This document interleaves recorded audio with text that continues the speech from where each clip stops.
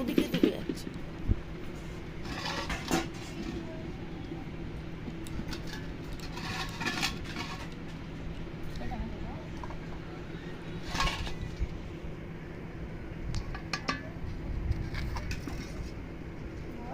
বিরিয়ানি করা হচ্ছে,